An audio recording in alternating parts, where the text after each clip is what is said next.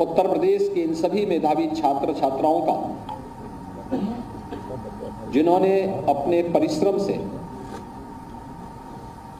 आज अपनी प्रतिभा का बेहतर प्रदर्शन किया है, हृदय से इन सब का मैं अभिनंदन करते हुए उन्हें और उनके अभिभावकों को हृदय से बधाई देता हूं और अपनी मंगल में शुभकामनाएं भी सबके प्रति व्यक्त करता हूं।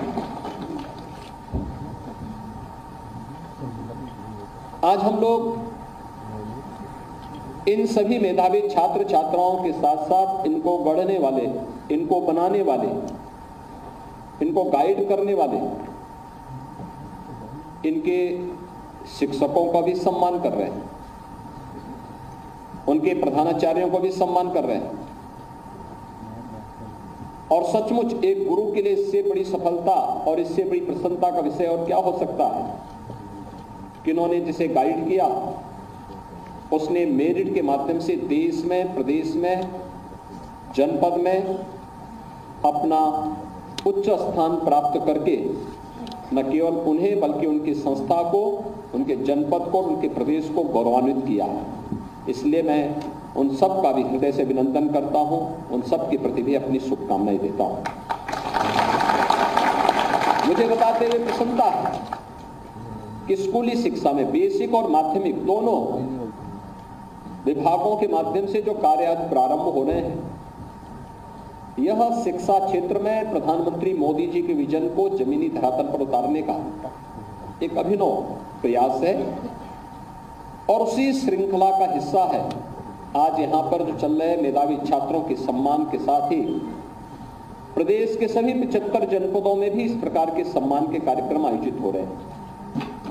इन सम्मान के कार्यक्रमों के माध्यम से हम जहां अपनी प्रतिभाशाली मेधावी छात्र छात्राओं को सम्मानित करके हुए वर्तमान जो नए पीढ़ी हमारी आ रही है उन लोगों के लिए उन्हें रोल मॉडल के रूप में प्रस्तुत कर रहे हैं कि अगर वे भी ऐसे ही परिश्रम करेंगे तो उन्हें भी ऐसे ही सम्मान प्राप्त होगा और ऐसे ही उन्हें आगे बढ़ने का अवसर प्राप्त होगा, हर स्तर पर उनकी पहुंच होगी।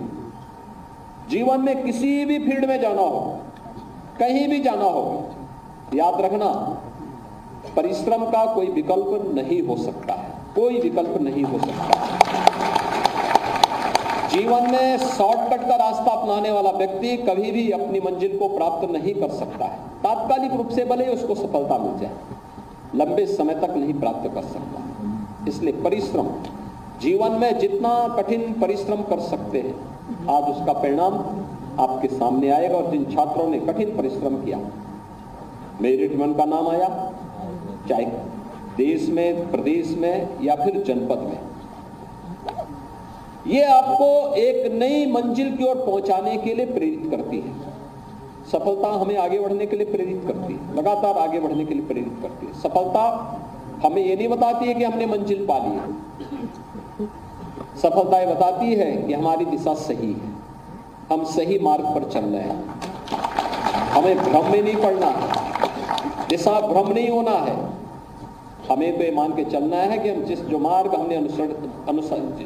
का अनुसरण किया है वो सही दिशा में आगे बढ़ रहा है।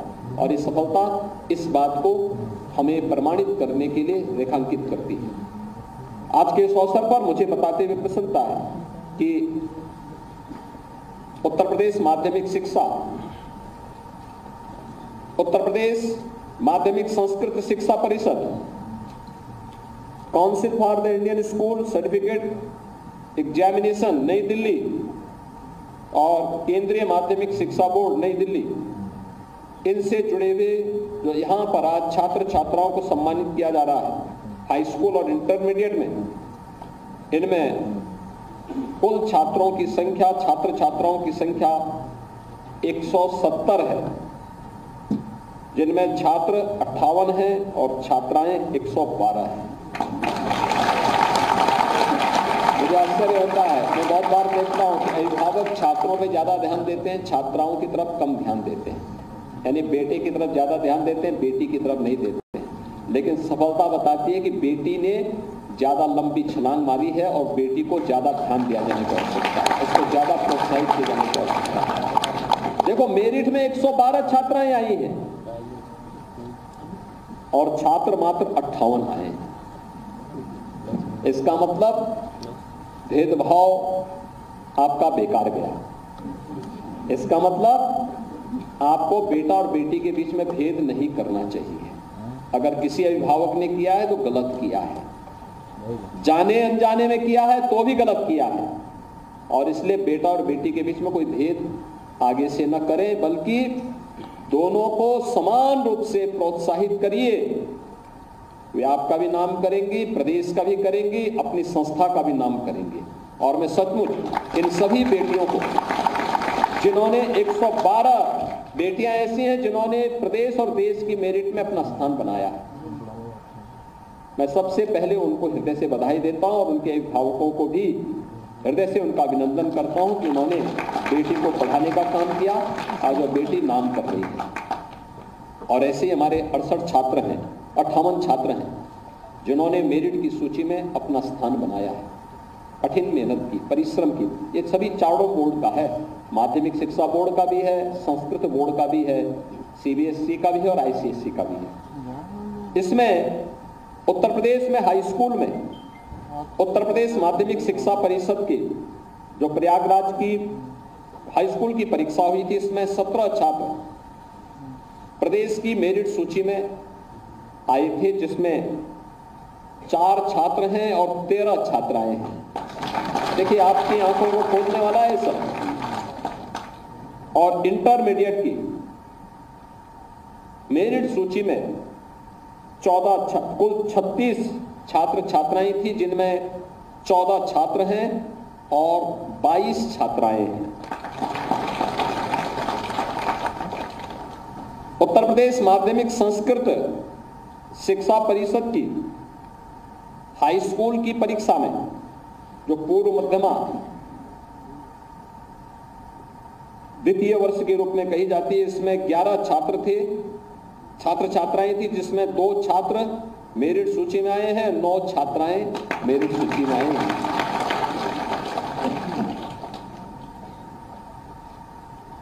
इंटरमीडिएट में 11 मेरिट सूची में आए थे, इनमें 1 छात्र मेरिट में आया और 10 छात्राएं आई हैं। संस्कृत पढ़ने में भी बालिकाएं आगे हैं।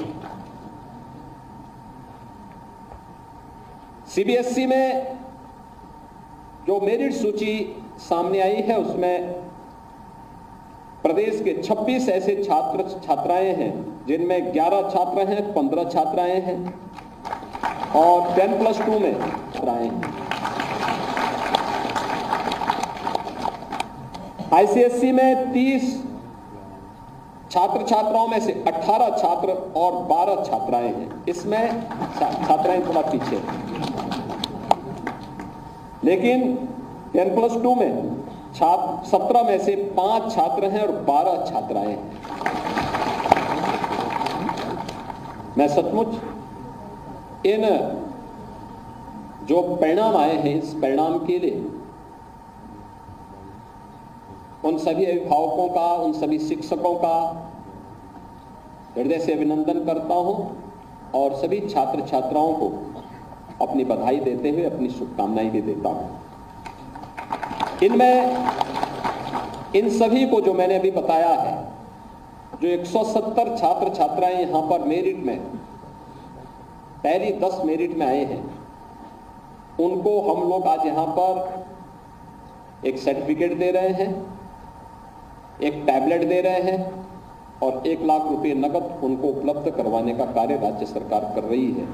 और ये इन सब के साथ ही इन मेरिटोरियस छात्रों के नाम पर जिस गांव के, जिस मोहल्ले के होंगे, वहां की सड़क का नामकरण या वहां की सड़क का निर्माण का कार्य सरकार के स्तर पर होगा।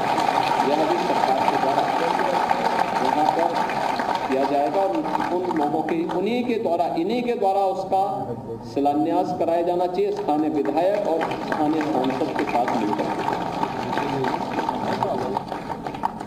इसी प्रकार से जनपद स्तर पर भी जो आज कार्यक्रम हो रहे हैं, इनमें प्रदेश स्तर में सम्मानित होने वाले जो हमारे जो छात्र छात्राएं हैं, इनमें माध्यमिक शिक्षा में उत्तर प्रदेश माध्यमिक शिक्षा परिषद से जुड़े हुए जो हैं कुल छात्रों की संख्या, जो प्रदेश स्तर में 6 से लेकर 10 तक के छात्र बचे थे जो यहाँ नहीं आ पाए हैं, उनमें से मैंने पहले ही आपके सामने बताया था कि हाई स्कूल में 142 में से 56 छात्र हैं, 86 छात्राएं हैं।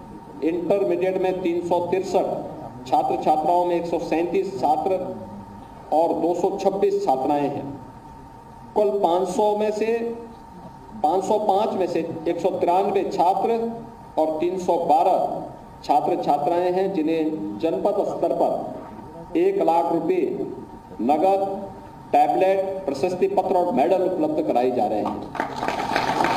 ऐसे ही जो जनपद स्तर की मेरिट सूची है, जिसमें 689 छात्र हाई स्कूल में हैं, जिनमें 294 छात्र और 395 छात्राएं हाई स्कूल की मेरिट सूची में अपना स्थान बनाने में सफल हुई हैं।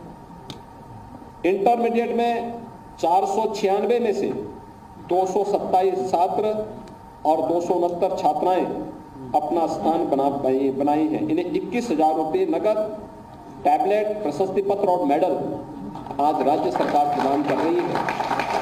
इन्हें हमारे प्रभारी मंत्री, माननीय सांसद, माननीय विधायकों के द्वारा जनपद स्तर पर यह प्रशस्ति पत्र इस कार्यक्रम के तत्काल बाद वितरित होगा। मैं उन्हें भी सबको हृदय से बधाई देते हुए उनके अभिभावकों को और उनके शिक्षकों का मैं हृदय से अभिनंदन करता हूं, उनका स्वागत करता हूं। आज यहां पर बेसिक शिक्षा परिषद के द्वारा भी अनेक कार्यक्रम यहां पे लॉन्च किए गए, जिनमें आपने देखा होगा। पहला कार्यक्रम है बेसिक शिक्षा परिषद में पढ़ने वाले छात्र छात्राओं के लिए डीबीटी के माध्यम से धनराशि वितरण का कार्यक्रम। 88 लाख से अधिक छात्र छात्राओं को एक साथ यहां पर 1200 रुपये प्रति छात्र के हिसाब से हम लोगों ने इतने धनराशि अभिभावकों के खाते में भेजी है। मैं बेसिक शिक्षा परिषद से जुड़े हुए जितने भी बेसिक शिक्षा अधिकारीगण हैं, प्रधानाचार्यगण हैं, शिक्षकगण हैं, उन सब से मैं अनुरोध करूंगा कि उनका दायित्व बनता है कि परसों से स्कूल चलो अभियान प्रारंभ होगा, कोई बच्चा छूटने न पाए। बेसिक शिक्षा परिषद के स्कूल में उसको जरूर एडमिशन कराइए, उसका नामांकन करवाइए और नामांकन करने के बाद प्रयास होना चाहिए कि अगले 15 दिन से 1 महीने के अंदर उसके खाते में फिर डीबीटी के माध्यम से उनके अभिभावकों के खाते में पैसा चला जाए। पैसा जाने के बाद हम अभिभावकों के साथ बैठें और उनसे इस पैसे का उपयोग बच्चे के लिए 2 यूनिफॉर्म, बैग, बुक्स, जूता, मोजा और स्वेटर खरीदने के लिए उन्हें इस बात के लिए तैयार करें। जो यूनिफॉर्म निर्धारित है वह यूनिफॉर्म वे बनाएं। पैसा हम उनके खाते में भेज रहे हैं, पैसा उनके पास आ जाएगा। लगातार सरकार ने इस दिशा में प्रयास प्रारंभ किया, उसके परिणाम आ जाए। बेसिक शिक्षा परिषद ऑपरेशन कायाकल्प, जिसमें जनप्रतिनिधियों की मदद से, प्रशासनिक, पुलिस और शिक्षा विभाग के अधिकारियों की मदद से गांव के या शहरी क्षेत्र के तमाम अन्य महानुभावों की मदद से हम लोगों ने विद्यालयों में आमूलचूल परिवर्तन करने का काम किया। आज परिणाम है कि भारी मात्रा में छात्रों की संख्या बेसिक शिक्षा परिषद के स्कूलों में बढ़ी। आज उसके परिणाम हम सबके सामने हैं। लोग बेसिक शिक्षा परिषद को भी आशा भरी निगाहों से देख रहे हैं। लोगों के मन में लगता है कि हाँ, शिक्षा की नींव मजबूत होगी। आगे बढ़ रहे हैं। अनेक इनोवेशन को, नवाचार को बेसिक शिक्षा परिषद ने विगत 7 वर्ष में आगे बढ़ाने का काम किया था। अन्यथा 17 के पहले जैसे सरकार स्वयं अंधकार में रहती थी, वैसे शिक्षा को भी उन्होंने अंधकार में धकेलने का काम किया था। एक अराजकता की स्थिति थी। बेसिक हो, माध्यमिक हो, उच्च हो, हर जगह स्थिति उस समय थी। आपने देखा होगा माध्यमिक शिक्षा में जो बच्चे आए हैं ये मेरिट से आए हैं।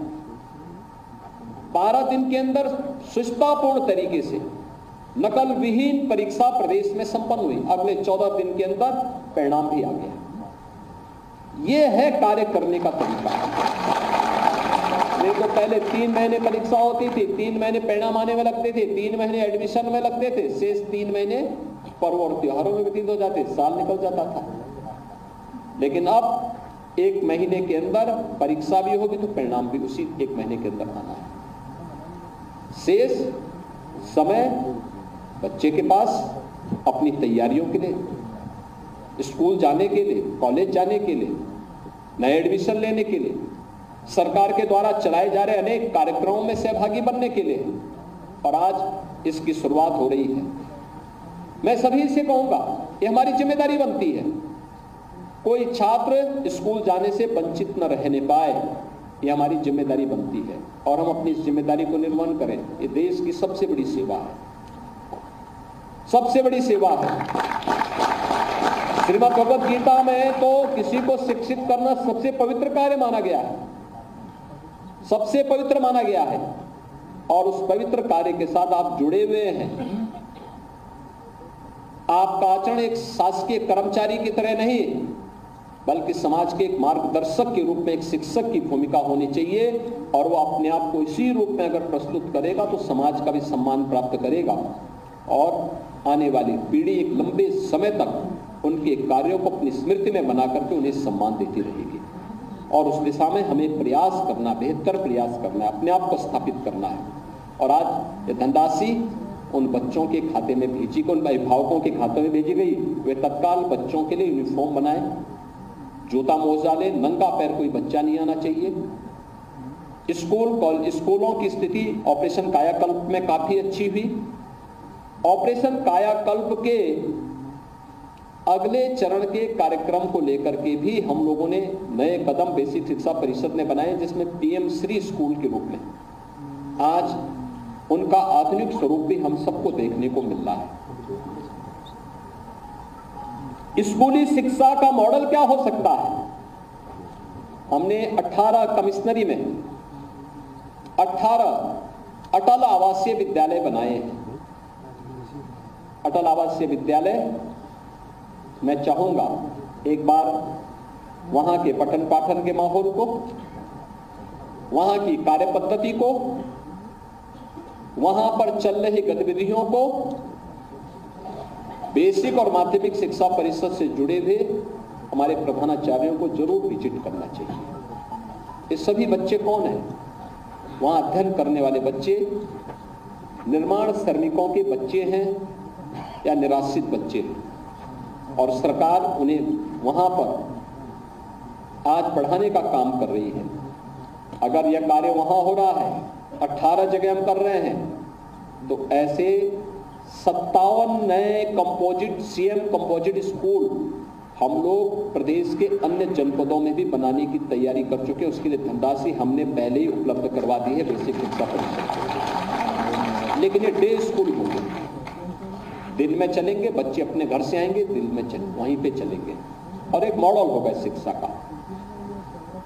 इसके अलावा 75 जनपदों में भी इस प्रकार के अन्य स्कूल मॉडल के रूप में बनाने की कार्रवाई चल रही है। प्रधानमंत्री जी ने राष्ट्रीय शिक्षा नीति के माध्यम से देश को शिक्षा के जगत में एक बार फिर से दुनिया के अंदर विश्व गुरु के रूप में स्थापित करने के लिए जो अभियान प्रारंभ किया है, हम सबको इसका हिस्सा बनना है। और मुझे लगता है यह एक उसका अभिनव प्रयास है। आज मुझे प्रसन्नता है कि प्रदेश में निपुण भारत अभियान के अंतर्गत बेसिक शिक्षा परिषद ने एक लंबी छलांग लगाई है। लेकिन साथ साथ कस्तूरबा गांधी बालिका इंटर कॉलेज, जो बालिकाओं के लिए, खासतौर पर उन बालिकाओं के लिए जो अक्सर हम देखते थे 4वीं 5वीं के बाद या तो अभिभावक नहीं भेजता था, या बालिकाएं नहीं जा पाती थी, घर के कार्य में इतनी व्यस्त हो जाती थी कि स्कूल नहीं जा पाती थी। आज कस्तूरबा गांधी विद्यालय के माध्यम से उन्हें पढ़ने का एक नया प्लेटफॉर्म प्राप्त हुआ।